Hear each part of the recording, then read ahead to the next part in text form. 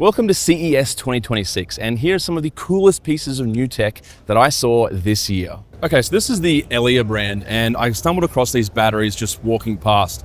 And the really cool thing about these batteries is they're all rechargeable. So you have all these different sizes. You have your AAA, you got your AA, you've got your 9-volt batteries here. And the way to recharge these batteries is there's actually a little Type-C port at the top. And there's a whole, PCB and motherboard in there. And so you can just plug this in via the USB-C, charge it. You don't need to go, we don't need to throw this out and just cause landfill and have to go out and buy new ones. You just recharge this one. Likewise, you've got all these other different shapes here. So these are things that you traditionally are not able to recharge at all. I don't think a battery charger for, say, a D1 shape even exists. If it does, I don't know about it. And the charging speeds are actually quite quick as well. So I think for the AA, well, you can see here 2-hour fast charging, so I assume that's for all the batteries there. Now you are going to lose some capacity because obviously you need room at the top there for the port and the PCB and all the electronics that goes into it. So this green section is that part. So you're going to lose maybe 20% of the actual overall battery capacity. But again, if the ability to take this out of whatever device you have it in and just recharge and not have to go out and buy a new battery, I think I'll take that 20% hit any day of the week. There's also another product here. So if I take the lid off this AA battery, you can see it's actually a USB-A connector there. So you don't need any kind of cables. You just pop the lid off, plug it straight into your computer or your charger, and it's just going to start charging. Okay, so now I'm at the iGarden booth, and they have some really interesting new products for 2026, including their SwimJet X series, which is an ultra portable swim jet for home pool use and training. So it's battery powered, which means there's no cables. The battery life is really long too, and it has an automatic power off function just in case it's moved or bumped. You can see the emergency power cutoff here. Now the SwimJet X's AI inverter technology produces a flow speed of 3.5 meters per second. Now this is especially great for those with maybe a smaller pool, for example, who want to do some cardio swimming. Especially because the SwimJet X can fit any size pool. The SwimJet X series is also a CES Innovation Award winner this year. So moving on, this is iGarden's M1 Pool Cleaner series. So it's got a streamlined supercar inspired aesthetic and also a dual camera with 3D AI vision to identify debris, obstacles, 3D mapping, and night vision. Now the battery apparently lasts for an ultra long 20-hour runtime, and the dual layered filtration system captures everything from large leaves to fine dust with zero clogging, allowing the pool cleaner to maintain constant suction power. Now you can see this dual grip traction system. It actually features 4 wheels and 2 tracks to move over pretty much any pool surface, including curved walls and steps, just to ensure complete cleaning coverage. Now, iGarden also has a few robotic lawnmowers available for 2026. So behind me, we've either got the L series or the L all-wheel drive series. It can handle massive lawns on a single charge. I've been told up to about 8 hours. And this is a bit of a game changer because it eliminates the need for mid-job charging breaks. So total mowing time is greatly reduced. It also has pretty impressive obstacle crossing capability for gardens that aren't completely even. And as you can see in this footage, the all-wheel drive version can drive up and down really steep inclines effortlessly, up to a 70% incline. So this is a company called PLIYT, and PLIYT actually stands for Personalized Luxury in Your Travel. And you can see behind me, they have a bit of a concept car here. This is a premium autonomous ride-sharing platform, and this particular model here features 4 different pods, and they're designed to maximize rider comfort and also, provide minimal downtime. So if you're an executive or if you're, working during the day, you need to travel 30 or 40 minutes across the city, you can sit in one of these, you can use your laptop, you can take business calls in privacy. The seats are also zero gravity, they're fully adjustable, you can recline them. There's also a privacy window in the middle that you can raise if you're just traveling as a solo, or if you have another person with you, you can, lower that privacy screen and share the ride with them. And I think this is a really interesting concept because we have seen these autonomous cars before. There's a couple here at CES, but this is the first one that I've seen that takes that sort of luxury experience to the next level. So very excited to see how this all turns out.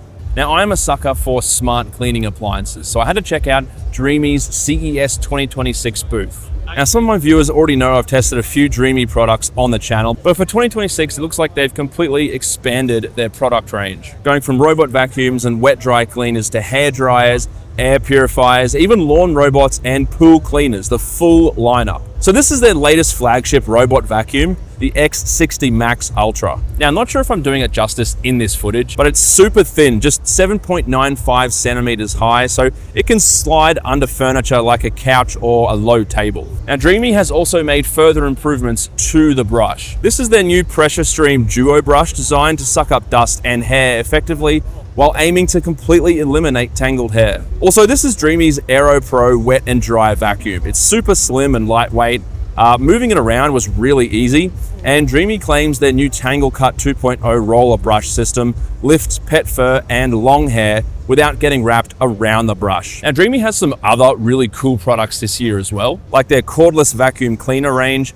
This is the Z30 with super powerful suction and anti-tangle technology. There's also some hair dryers. One of them even has a built-in camera.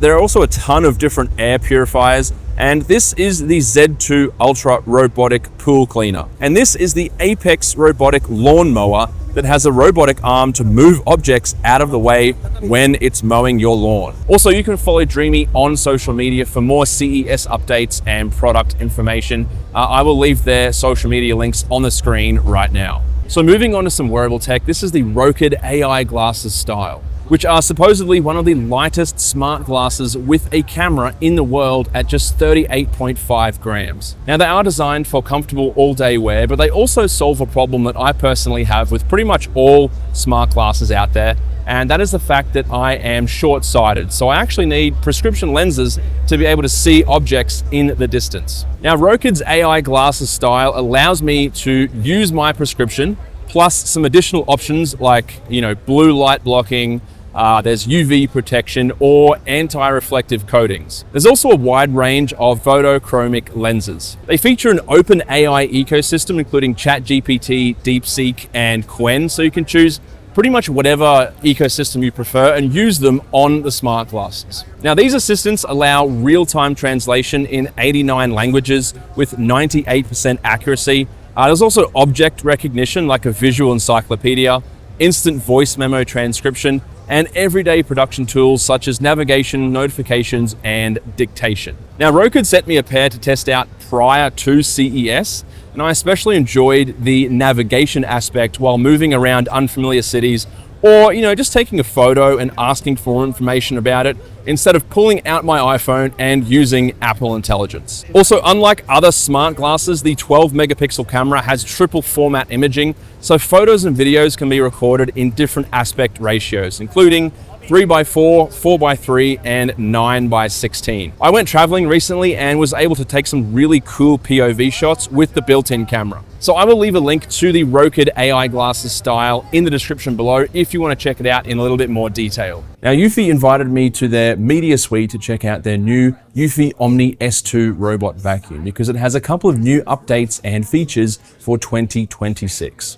Now, roller mop robot vacuums are starting to gain popularity over the more traditional mop pad variants. In fact, Eufy was the first brand in the industry to use a roller mop. And this is their latest version, the Hydrojet 2.0 self-clean roller mop. Yes, that is an 11.4 inch or roughly 29 centimeter long roller mop.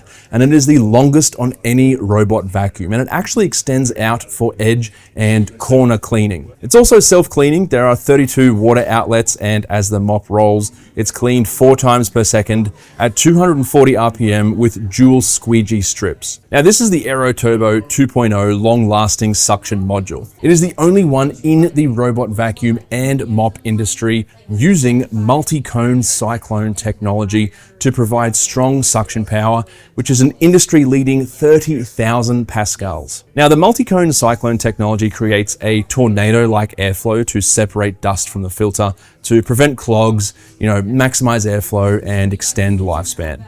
The entire component is also fully removable as well. Now, Eufy had a demo station where I could lift the entire robot using its suction alone to demo the suction power. Now, a quick side note, here is a filter comparison board that is actually going to show you how the S2's filter stays cleaner over time compared to competitors due to its multi-cone cyclone system, which means less maintenance and less replacement filter costs. Now, this is the base station where the mop charges and returns to clean the mop roller. You can actually see how it electrolyzes the water in the clean water tank to sterilize it and remove 99.99% of bacteria. This keeps the water being used in the robot clean for hygienic floors. Plus, there's also a fragrance feature. It's a removable module with 3 different scent options. And I got to smell them here in the media booth. There was 3 on display. They smelled pretty good. But that's it. If you want to check out the Eufy Omni S2, if I find any links, I will put them down below. So this is the EcoFlow booth, and I wanted to check out their new D3 series batteries and also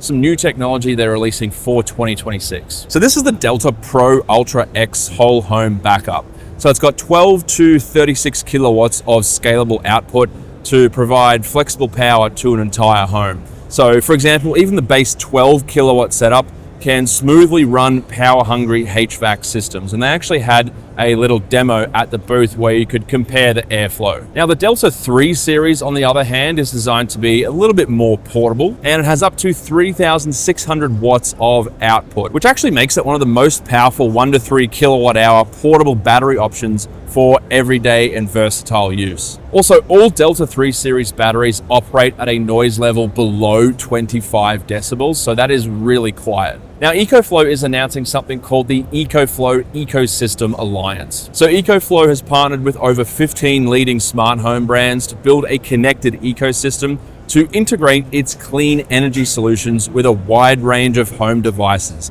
which allows users to power control and sync their entire home. Now, I was curious as to exactly how this works, so I ended up having a long chat to one of the EcoFlow employees at the booth, and they explained that within the Ecosystem Alliance, each partner integrates directly with EcoFlow's system, enabling a single all-in-one experience for users, which means you're not really diving in and out to all these different apps just to run your home and connect everything. So for example, you can connect a Homey energy dongle to monitor power usage or monitor and manage Bosch appliances like a dishwasher via the Home Connect app or the EcoFlow app, or even Google Nest. This includes smart lighting via EcoFlow's DPUX software, so you can remotely control the lighting in your home. And EcoFlow's batteries, of course, connect seamlessly. You can even get automatic charging alerts before storms. If you want to learn anything more about EcoFlow or any of their batteries, I'll leave some links down below if I have them available. So I'm here with Martin from LG, and he's going to tell us all about the Wallpaper TV, which is brand new for 2026. Absolutely, yeah. We've had in 2017 we had a Wallpaper TV. It had a bar attached to it, but now we have really improved it with our Zero Connect technology. The W6 Wallpaper TV with the Zero Connect box that has the 4 HDMIs and all of the heart of it in it. Up to 30 feet away, it can project a 4K at 120 hertz image, like this beautiful image you're seeing here.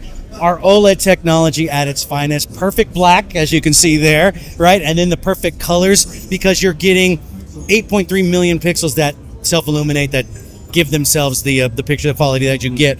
So only LG can do this one right here, because we've got a super thin. It is almost pencil thin. If you look off to the side of it, look at it, it's pencil thin. So is this, like what sort of gaming can you do on this? Is this meant for gaming, or it's mainly meant for just consuming media? Oh my gosh, this right here, if you know the G series OLED from LG, it's the same TV without the insides. The insides now become under part of that box. So we're number one for gaming. We got, 1 millisecond latency speed. This is 165 hertz the TV can do. So gamers are gonna love it. It's got the auto low latency mode, G-Sync, FreeSync. It's got all of the stuff that gamers love. And we even have cloud gaming built into it. So I'm here with Craig from Gentex Corporation, and he's going to run us through a really cool piece of tech that I just saw as we were walking past. So take it away, Craig. So this is our driver and in-cabin monitoring demonstrator. So because of regulations coming out of Europe and what we call NCAP or new car assessment programs, we're working towards something called driver monitoring. So that's using a camera to look at the driver. Are they drowsy, distracted? But we try to take it to the next level. That same camera can not only monitor the driver, but also all the passengers in the vehicle. Can look and determine their skeletal structure. Are they in pose or out of pose for airbag deployment? Has somebody left something behind? I also saw some features there with Touch ID, Face ID. Could you go into a bit more detail on that as well? Yeah. So, I mean, there's a lot of different ways of monitoring and authenticating who is in that vehicle. In this particular demonstration, if I were to walk up to it, there are cameras on the outside that would recognize me, know I can now enter that vehicle. Then on the inside, when you sit down, that camera can use Face ID. We actually also use iris recognition, which is the most secure form of authentication.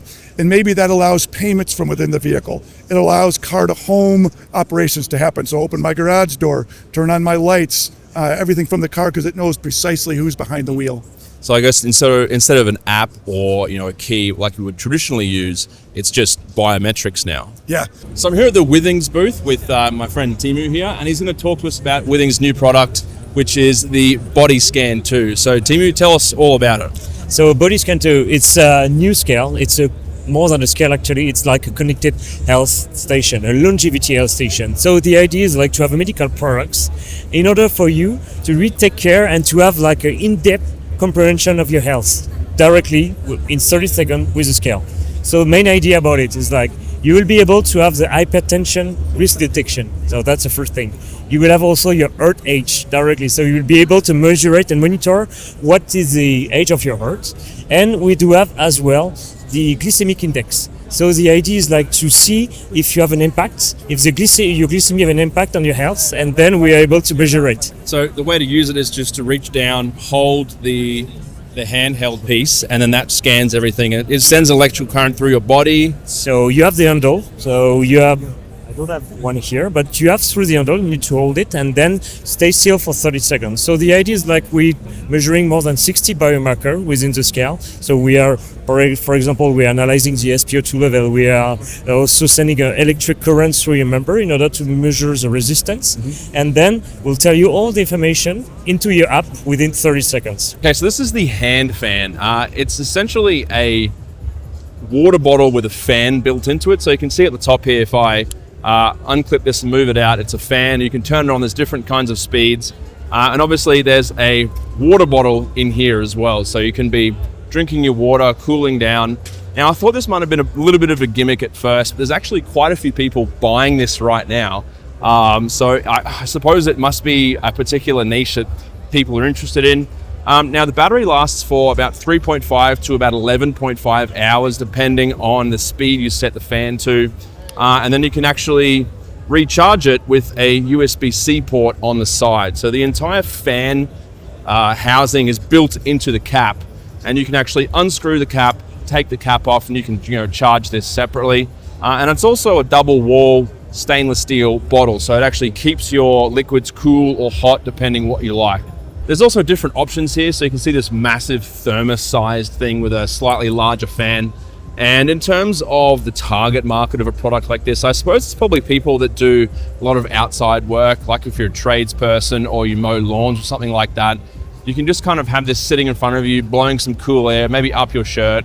Or if you're working in a hot office or desk or something, this can just be sitting on the desk in front of you and help to cool you down a little bit, I suppose. I'm at the TCL booth and I've had the opportunity to use their new Retina level VR headset. So this thing has a pretty crazy resolution. So it's 3,840 horizontal pixels by 3,744 vertical pixels, which gives you a resolution of 4K per eye. And of course, for both eyes, if you're looking at the screen, that's an 8K total resolution. Now, the whole selling point behind Retina, and you may have heard the term Retina used by Apple a lot, is that at normal viewing distances, the term Retina means that you can no longer see any individual pixels. So for a VR headset like this, where your eyes are only a couple of centimeters away from the screen, you have to have a pretty pixel dense screen. And so the PPI of this particular headset is 1,512, which is insane. So to put that into perspective, a Retina MacBook screen, let's say 13.3 inches, has a Retina value of about 212. Now the refresh rate for this particular VR headset was 75 to 90 Hertz,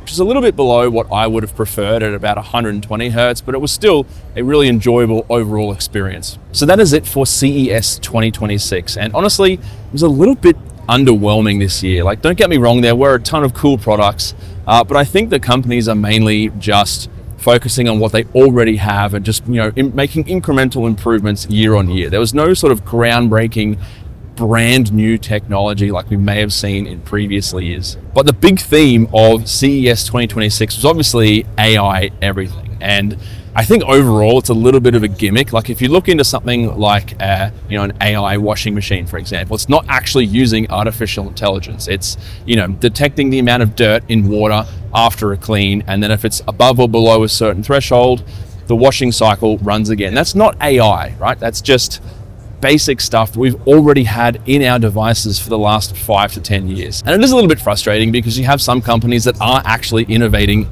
in the area of AI, and you just kind of look at that product and you think, oh, that's a bit of a gimmick, even though it may not be. But overall, CES 2026, still really cool experience, and I will see you guys maybe, hopefully next year, for CES 2027.